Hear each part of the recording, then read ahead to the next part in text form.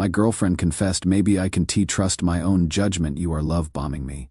With tears in her eyes, my heart sank, because I knew exactly who had put that voice in her head. I am still shaking as I type this. I don't even know where to begin, but I need to get this out because what I just found is making me physically sick. I am Michael, 27 years old, and I have been with Emily for almost 2 years.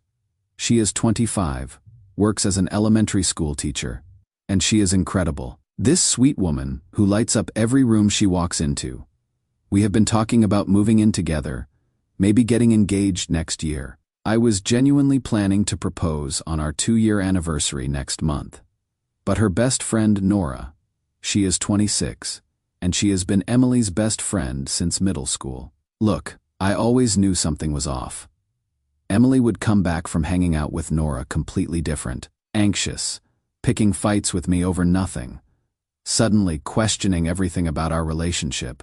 I would mention wanting to plan a weekend getaway and she would be like, Nora thinks it is too soon. Or Nora says guys who push for trips usually have ulterior motives. I kept telling myself I was being paranoid.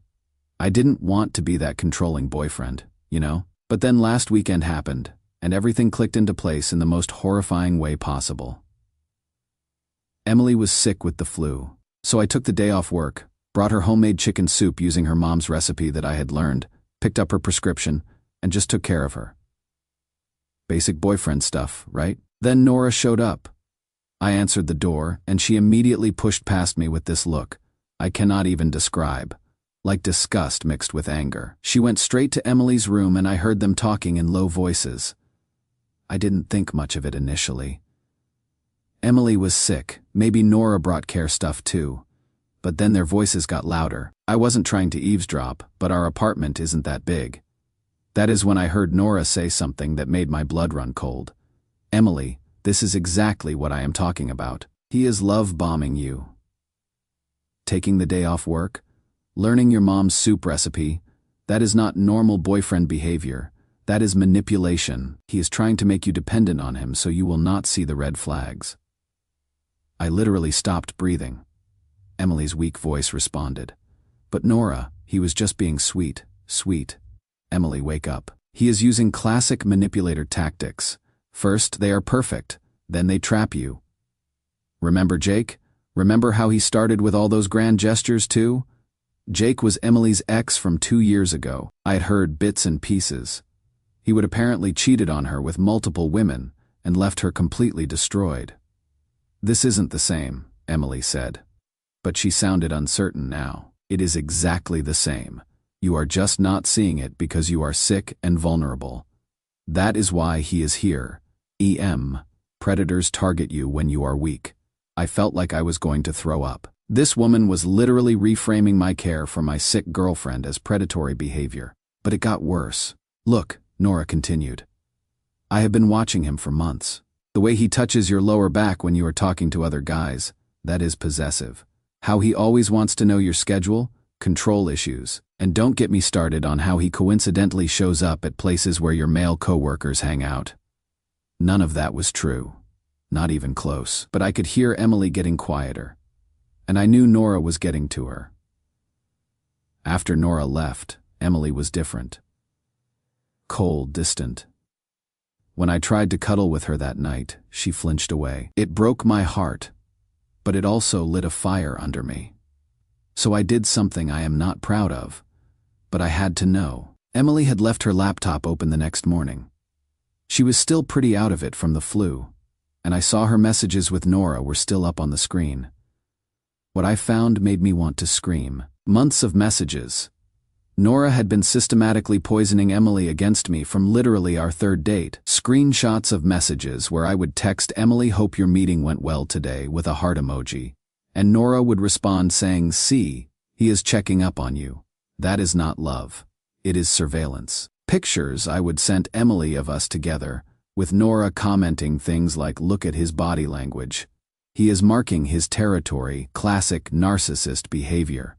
Even innocent stuff like me suggesting restaurants or movies got twisted into, he never asks what you want. He just makes decisions and expects you to go along. That is how it starts. But I also noticed Nora's WhatsApp web was still logged in on another browser tab, She must have used Emily's laptop recently and forgotten to log out. I know I shouldn't have, but I clicked on Nora's conversations. What I found made me want to scream. In Nora's messages, I found a group chat between her and 2 other friends, talking about Emily's relationships, like they were some kind of game. I scrolled back further, way further, to before we even met.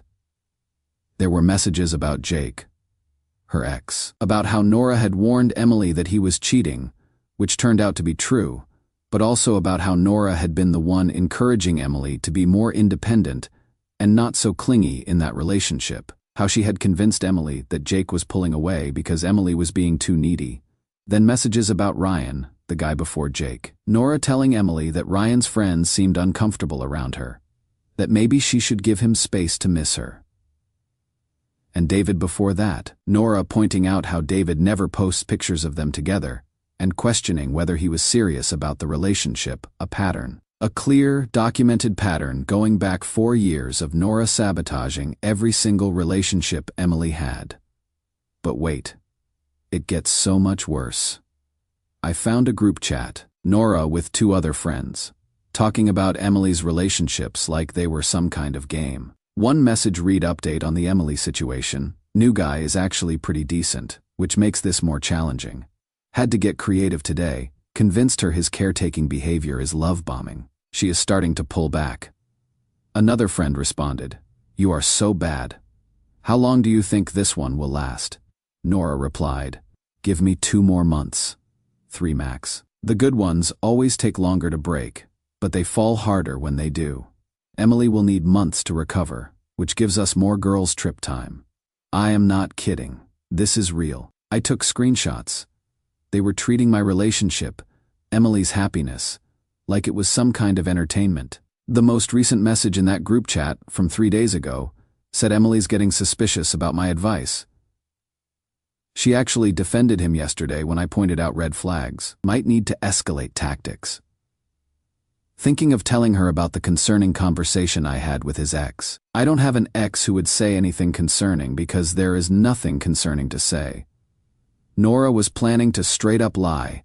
I am shaking with rage right now. This woman has destroyed Emily's trust in every man she has ever cared about. She has stolen years of happiness from someone I love more than anything in this world. And Emily has no idea. She thinks Nora is protecting her. I don't know what to do. I cannot tell Emily. I went through her messages. That would just prove Nora's point about me being controlling. But I cannot let this continue. How do I expose this without looking like the bad guy? How do I save my relationship when Emily's been conditioned to see my every action as a red flag? Holy crap.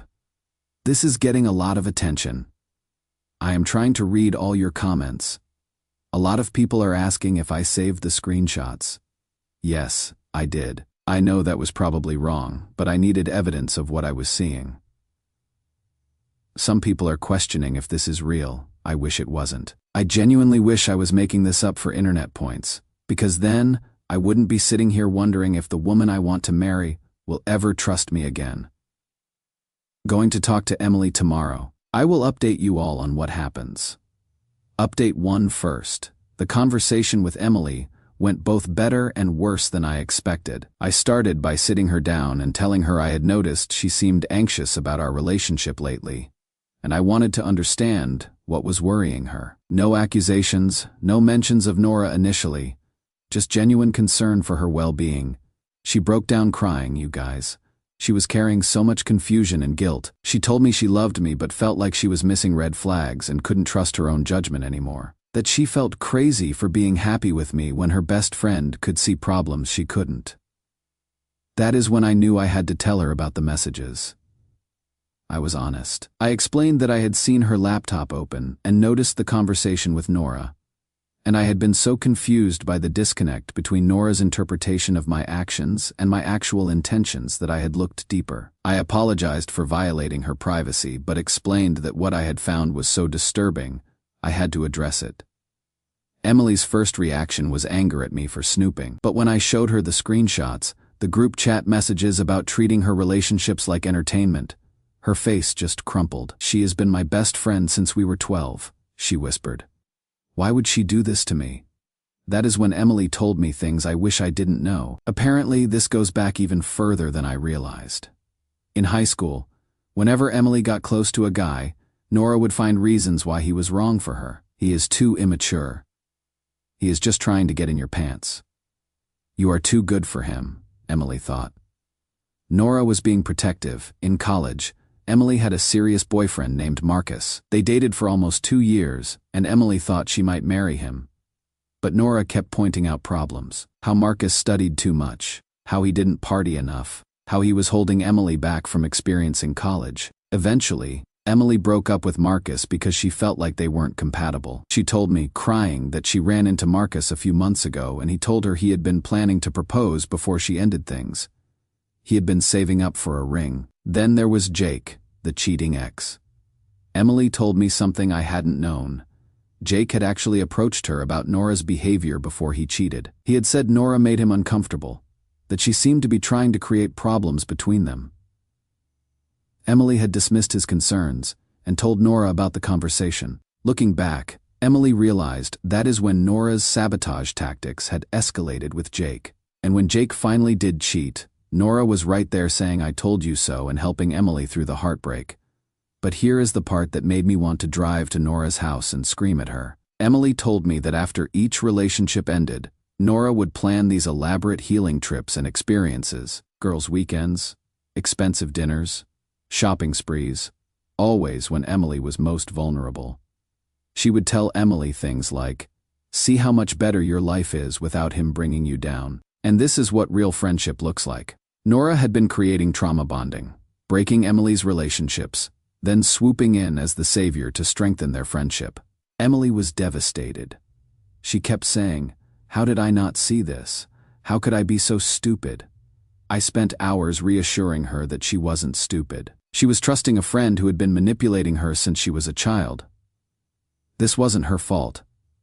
But then Emily said something that made my stomach drop. "Michael, what if she is right about some things?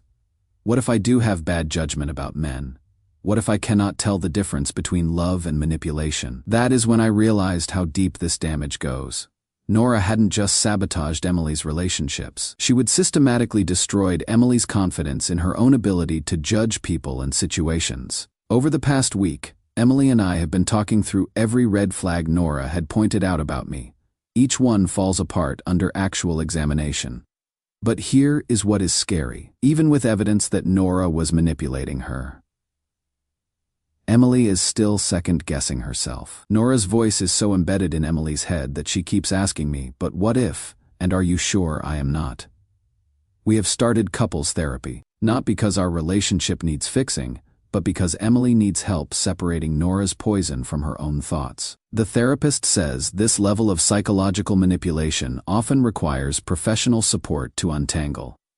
Emily hasn't confronted Nora yet. She is not ready. She keeps saying she needs to understand why first, but I did some digging of my own this week, and what I found is so much worse than I thought.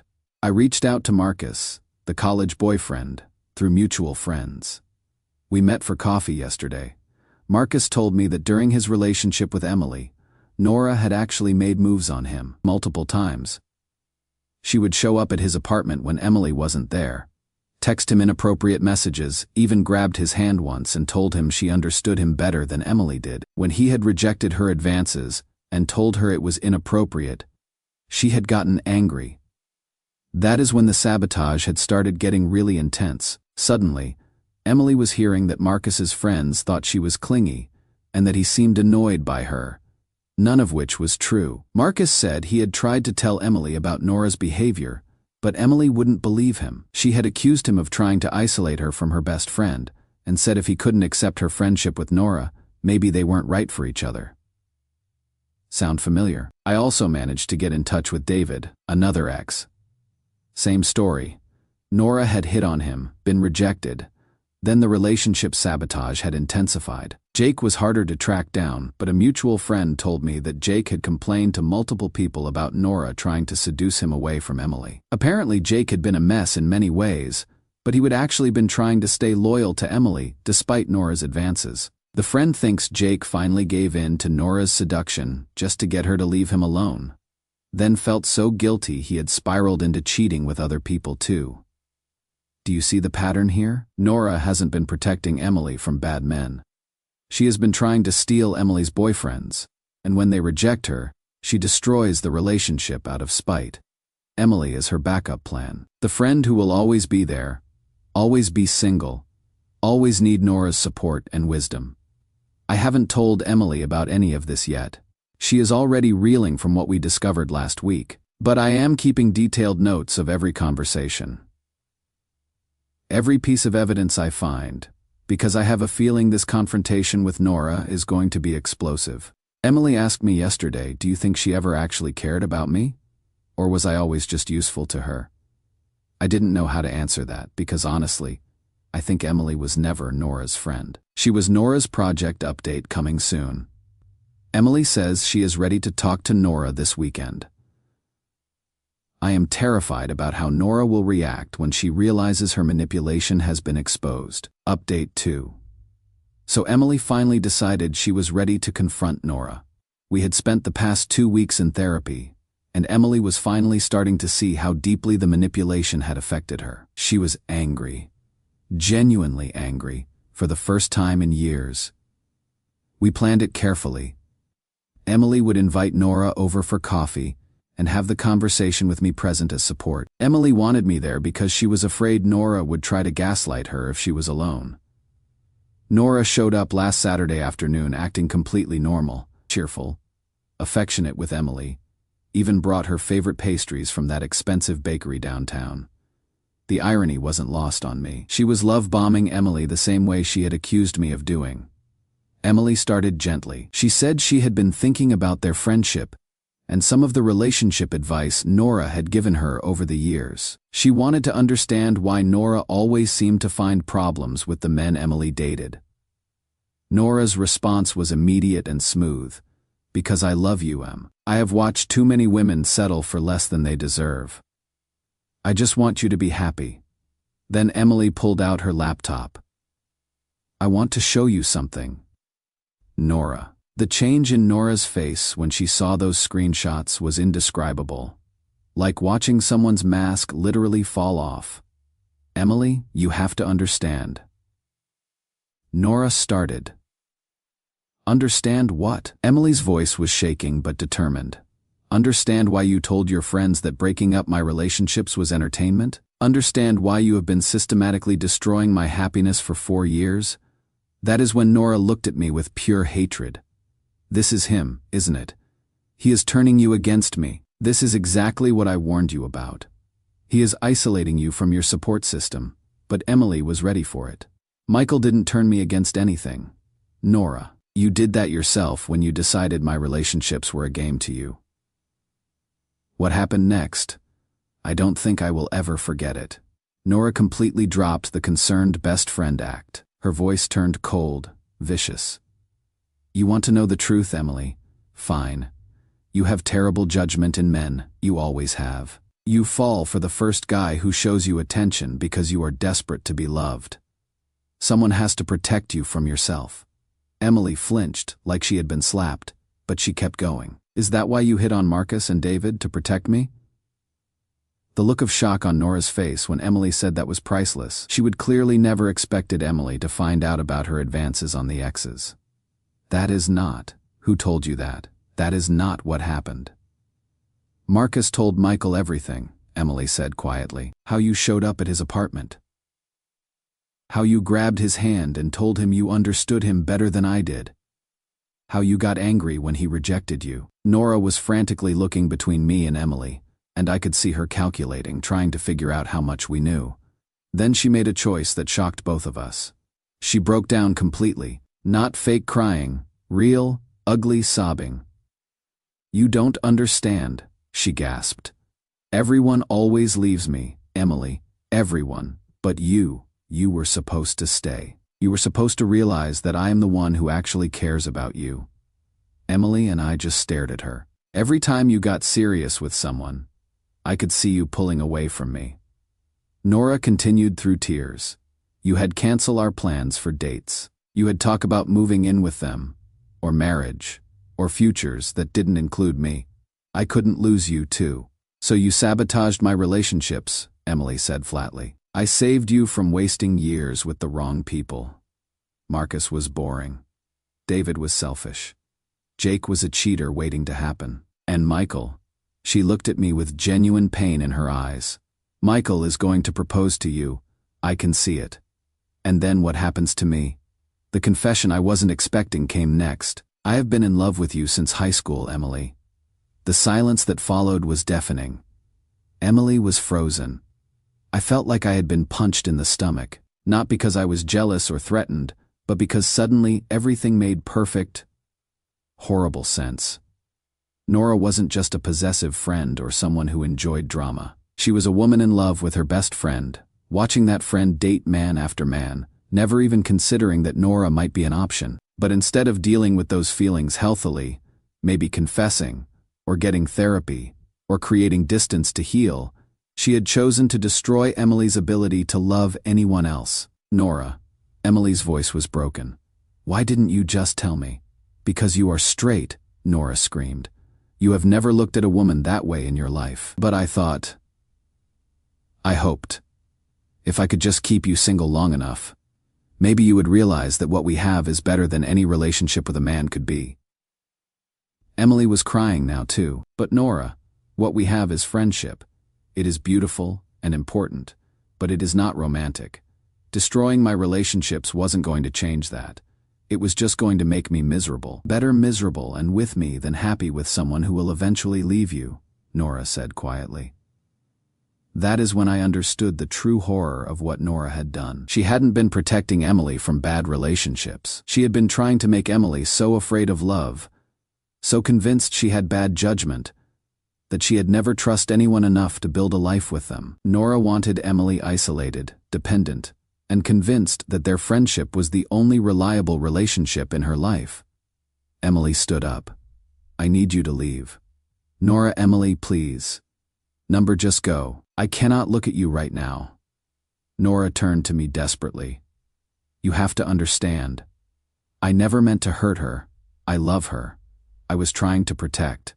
You were trying to control her, I said quietly. You stole years of happiness from her because you couldn't handle your own feelings. That is not love, Nora. That is possession. She left without another word. Emily and I spent the rest of the night talking. She kept asking if she should feel guilty for not realizing Nora's feelings. If maybe she had led her on somehow. I reminded her that none of this was her fault. Nora had made choices.